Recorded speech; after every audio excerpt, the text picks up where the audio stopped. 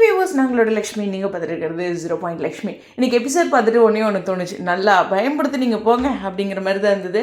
அநியாயத்துக்கு ட்விஸ்ட்டு. ஆனால் scene wise பார்க்கணும், உண்மையுமே அவங்க காட்சிகளில் ரொம்ப அழகாக கொண்டு வந்திருக்காங்க. ஒரு பக்கம் விஜயோட கார் வந்து நிற்குது, காவேரி பெட்டி எடுத்துகிட்டு வராங்க, வீட்டிலேருந்து எல்லோரும் வராங்க. எப்படி ஒரு சீனு! இப்போ கொடைக்கானல் போகிறோம் அப்படிங்கிறத முடிச்சிருவாங்களான்னு ஈஸியாக கிடையாது.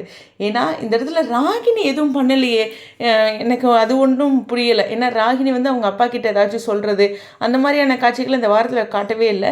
எனிவேஸ், இருக்கிற சோதனையே போதும், வேதனையாக தான் இருக்குது. ஓகே, இந்த பக்கம் யமுனா வந்து டீட்டெயில்டாக சொல்லும்போது கங்கா அங்கங்கே யோசிக்கிறாங்க, அம்மாவும் குழம்புறாங்க. விஜய்க்கு ஒரு பாயிண்டில் சப்போர்ட்டும் பண்ணுறாங்க, அதாவது விஜய் இப்படி பண்ண மாட்டார்ல அப்படிங்கிற மாதிரி, நல்ல பையன் இல்லை அப்படின்ட்டு. பட் ஒரு பதட்டமும் இருக்குது. ஓவராலில் ஒரு பயங்கரமாக ஒரு குழப்பத்தில் இருக்காங்க. பட் எல்லாத்துக்குள்ளேயும் பகிர்ந்துக்கிட்டாங்க. ஸோ இங்கே யமுனா வீட்டில் வந்து எல்லாத்துக்கிட்டையும் சொல்லிட்டாங்க அப்படிங்கிற ஒரு விஷயந்தான். அதே சமயம் காவேரி கிட்ட விஜய் பேசுகிறது 100 இல்லை 500 இல்லை, இந்த அவர் அழுகெல்லாம் போகிறாரு, அது மாதிரிலாம் ட்ராக் வருதில்ல, அதுக்கெல்லாம் இந்த கொழுப்பும் திமிரும் தான் காரணம். இந்த எல்லாத்தோடைய வாழ்க்கையிலையும் எல்லாருக்கிட்டையுமே, ஆண்களுக்குன்னு சொல்ல எல்லாருக்கிட்டையுமே ஒரு கொழுப்பும் திமிர் இருக்கும். அந்த திமிருக்கும் கொழுப்புக்கும் நம்ம ஒரு இடத்துல அனுபவிப்போம், சரியா? எல்லா இடத்துலையுமே நம்ம பக்குவமாக நிதானமாக பேசணும். அதான் நாளைக்கு தான் நீங்கள் யாரோ அப்படிங்கிற ஒரு விஷயம். அப்புறம் பேக் பண்ணிட்டு வாங்கன்னா அந்த பொண்ணு என்ன நினச்சிட்ருக்குங்கிறது தெரியும். அப்போது அந்த சைலண்ட்டாக பேசாமையும் இருக்குது. எனக்கு விஜய் மேலே சீரியஸாக கோவம் தான் வருது, பல்ல கடிச்சிட்ருக்கேன்.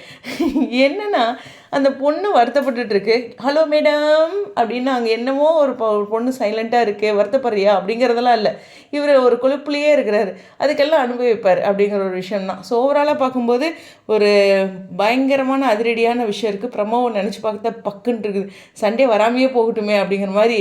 எப்போல்லாம் முன்னாடிலாம் சண்டே எப்போ வரும், ப்ரமோ வரும்னு இருக்கும்ல, கொஞ்ச நாளாகவே சண்டே வராட்டி போதே ப்ரமோ, யாராச்சும் போய் ப்ரமோ வருதுன்னு எங்கேயாச்சும் வீடியோவில் போய் பாருங்களேன், கேட்க மாட்டாங்க. முன்னாடிலாம் இருந்த கதை வேறு, இப்போல்லாம் யாருமே ப்ரமோ பற்றியே கேட்க மாட்டாங்க. இது போடாமலே இருந்திருக்கலாம், இதை பற்றி பேசாமலே இருந்திருக்கலாம் அப்படிங்கிற ஒரு நிலைமையில் இந்த வரக்கூடிய 2 வாரம் இருக்கும் அப்படிங்கிறது தான். ஒரு பயங்கர ட்விஸ்ட்டு, ஒரு பயங்கர கலவரம் இருக்குது திங்கட்கிழமை அப்படிங்கிற ஒரு விஷயம் தான். விஜயோடைய ரியாக்ஷன் என்ன, ஆக்ஷன் என்ன அப்படிங்கிறத பார்ப்போம். நான் கூட விஜய் ஆஃபீஸில் இருக்கும்போது இங்கே எல்லா அக்கப்போரும் வந்துட்டு ராகினி பண்ணுறாங்கன்றதேன். இதில் ராகினியோட தலையிட விட இவங்களே எல்லாத்தையும் குழப்பி விட்டுட்டாங்க. கரெக்டாக அவங்களுக்கு அதாவது வில்லிக்கு என்ன அங்கே வேலை அப்படிங்கிற மாதிரி கொண்டு வந்துட்டாங்க. இருந்தாலும் வில்லியா, பசுபதி, அப்புறம் வந்துட்டு சித்தப்பா, இவங்களோட என்ட்ரி அப்படிங்கிறது முக்கியமான விஷயம். எல்லாருமே அந்த வீட்டு வாசல் பகுதியில் தான் பேச போகிறாங்க அப்படிங்கிறத நம்ம ஆல்ரெடி கணிச்சிட்டோம். ஸோ ஓகேவா, எப்பயுமே இந்த மாதிரி அக்கப்போரெலாம் அங்கே வாசப்படியில் வச்சு, அதாவது வீட்டோட அந்த போட்டிக்கால் அப்படின்னு சொல்லுவாங்க எங்கள் ஊரில். ஸோ அந்த ஏரியாவில் வச்சு அந்த கார் பார்க்கிங் இருக்கலாம், அந்த ஏரியாவில் தான் பயங்கரமான ஸ்பீச் இருக்க போகுது. எனிவேஸ் வெயிட் பண்ணுவோம், பயமாக தான் இருக்குது. Anyways stadium.